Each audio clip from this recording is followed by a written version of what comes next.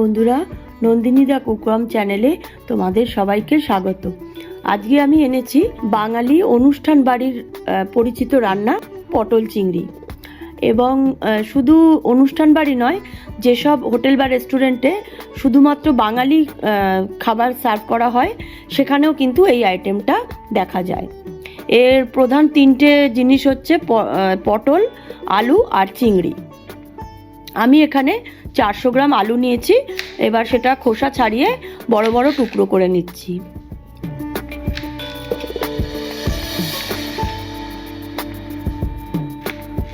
কাটা আলুগুলোকে একটা জল ভর্তি পাত্রে ডুবিয়ে রাখছি যাতে আলুগুলো কালো না হয়ে যায়।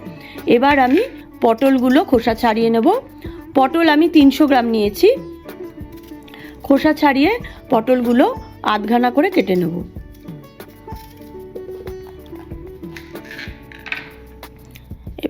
কাটা পটলগুলোকেও কিন্তু জল ভর্তি বাটিতে রেখে দেব।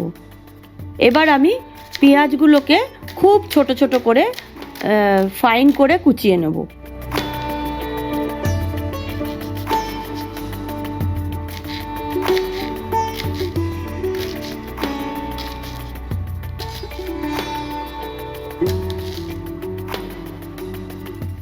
এবার আমি তোমাদের দেখিয়ে দিচ্ছি আমি ঠিক কতটা ছোট ছোট করে কেটেছি পেঁয়াজগুলো। এইবার গ্যাসে একটা কড়াই বসিয়ে কড়াইটা গরম হলে তার মধ্যে আমি কিছুটা সর্ষের তেল দিয়েছি। সর্ষের তেলটা গরম হলে এর মধ্যে প্রথমে আলুর টুকরোগুলো ভেজে নেব। আলুগুলো যতক্ষণ না হালকা ব্রাউন হয় ততক্ষণ কিন্তু ভাজতে হবে।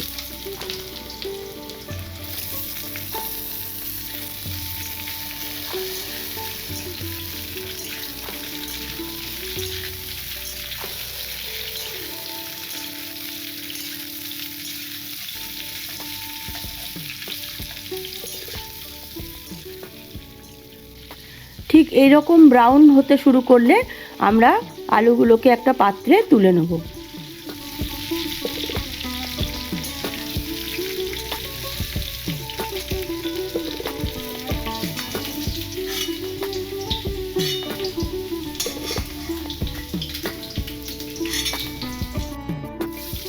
এবার টুকরো করে কাটা পটলগুলো ভেজে নেব।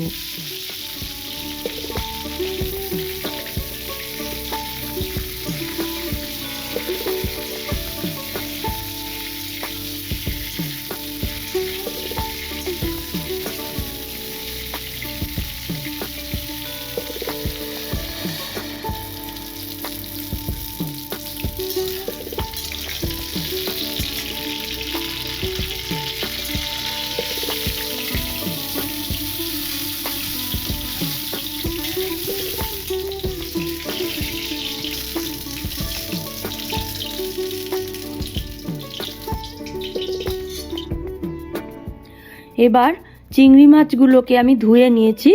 নিয়ে এবার এর মধ্যে একটুখানি আমি হলুদ মাখিয়ে নিচ্ছি, কিন্তু আমি এখন সল্ট অ্যাড করছি না, কারণ চিংড়ি মাছে যদি আমি নুন মাখিয়ে ওটা ভাজি তাহলে ওর থেকে অনেক বেশি জল বেরোবে, সেই জন্য সল্টটা আমি এখন দিচ্ছি না। আমি এখানে দু রকম চিংড়ি মাছ ব্যবহার করেছি, একটা মাঝারি সাইজের আর একটা একটু বড়।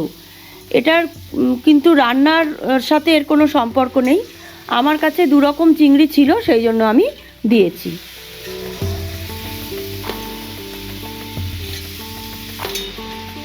তোমরা কিন্তু তোমাদের কাছে যেরকম চিংড়ি মাছ থাকবে সেটাই তোমরা দিয়ে রান্না করতে পারো। এবার কড়াইতে আরও একটুখানি তেল দিয়ে আমার কাছে যে বড় সাইজের চিংড়িগুলো ছিল সেগুলোও আমি ভেজে নেব।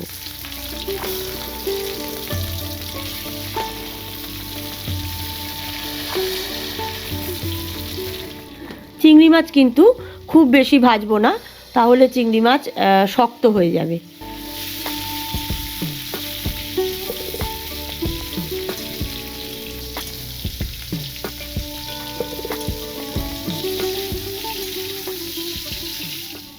এবার ভাজা হয়ে গেছে, চিংড়ি মাছগুলো একটা বাটিতে তুলে নিচ্ছি।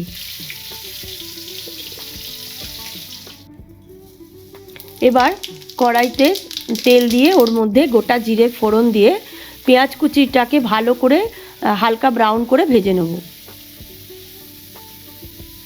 এই রান্নাটাতে মশলাটা কিন্তু একটু সময় নিয়ে খুব ভালো করে কিন্তু কষিয়ে নিতে হবে। এর ওপরেই কিন্তু এই রান্নার টেস্ট নির্ভর করবে। এবার আমি 2 চামচ আদা রসুন বাটা দিলাম।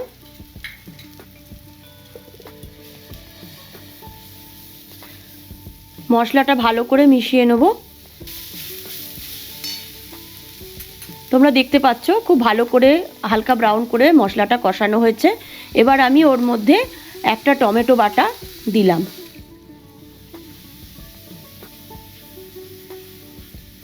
এবার এই মশলাটাকেও খুব ভালো করে কষিয়ে নিয়েছি। দেখো ময়েশ্চারটা কিন্তু অনেক কমে গেছে।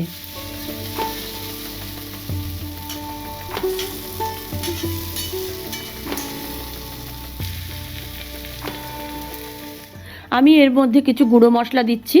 1 চামচ হলুদ, 1 চামচ জিরে গুঁড়ো, 1 চামচ ধনে গুঁড়ো আর 1 চামচ কাশ্মীরি লঙ্কার গুঁড়ো।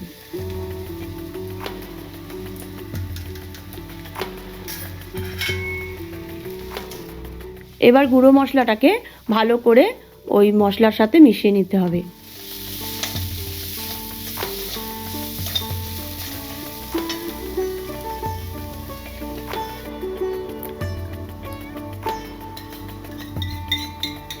এবার আমি এর মধ্যে 2 চামচ টমেটো সস দিলাম। আমাদের অনুষ্ঠান বাড়িতে যারা রান্না করে তারা কিন্তু সমস্ত রকম রান্নাতেই কিন্তু টমেটো সসটা তারা দেয়। এটা কিন্তু সিক্রেট, ওরা কাউকে কিন্তু এগুলো ওরা বলে না। তোমরা ঠিক এইভাবে বানিয়ে দেখবে, একদম অনুষ্ঠান বাড়িতে যেরকম যারা রান্না করে ঠিক সেরকম খেতে হবে। এবার একটু সামান্য গরম জল দিলাম, নইলে মশলাটা পুড়ে যাবে।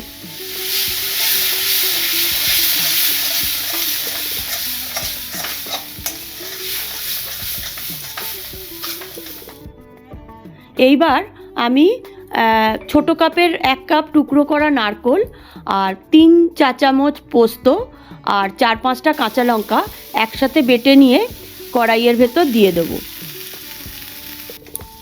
ভালো করে মশলাটাকে মিশিয়ে 1 মিনিট মতো কষিয়ে নেব।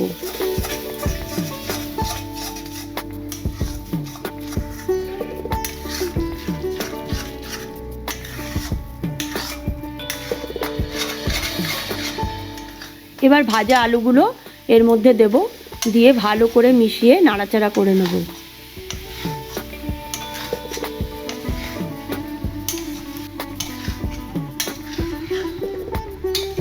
একটু ভালো করে কষিয়ে নিতে হবে যাতে ওই পোস্ত নারকোলের কাঁচা গন্ধটা না থাকে।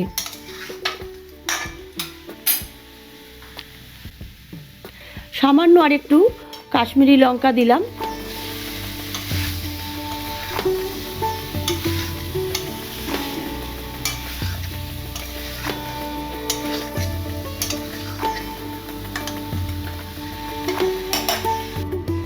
এবার প্রয়োজন মতো গরম জল দেব।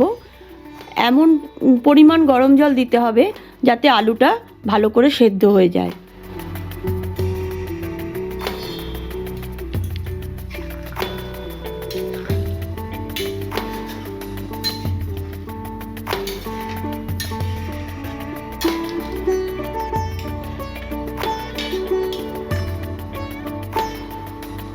এবার ঝোলটা ফুটতে শুরু করেছে।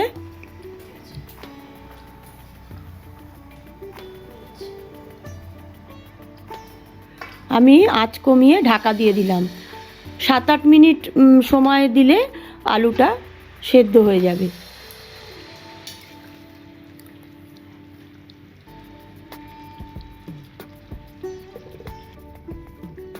আলুটা 80% মতো সেদ্ধ হয়েছে। এই সময় ভাজা পটল আর যে ছোট চিংড়িগুলো ভাজা রেখেছিলাম সেইগুলো দিয়ে দেবো।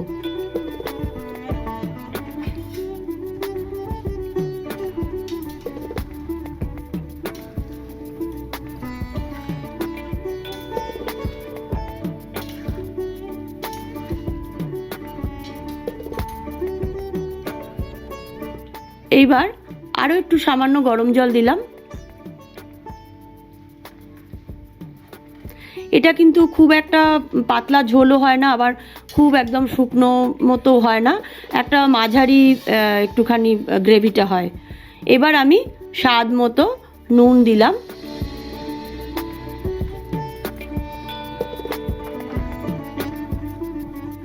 সামান্য একটু চিনি দিলাম ব্যালেন্স করার জন্য।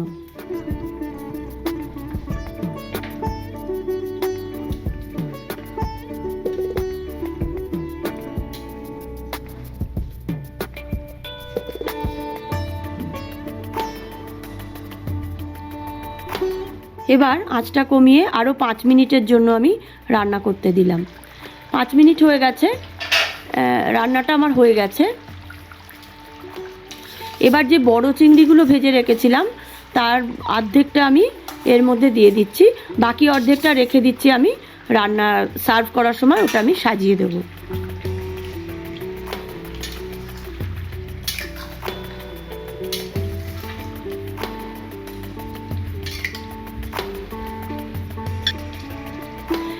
এক চামচ ঘি দিলাম,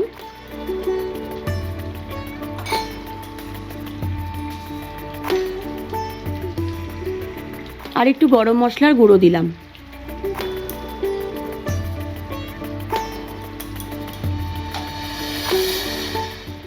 এবার গ্যাসটা অফ করে ঢাকা দিয়ে 5 মিনিট রেখে দেব।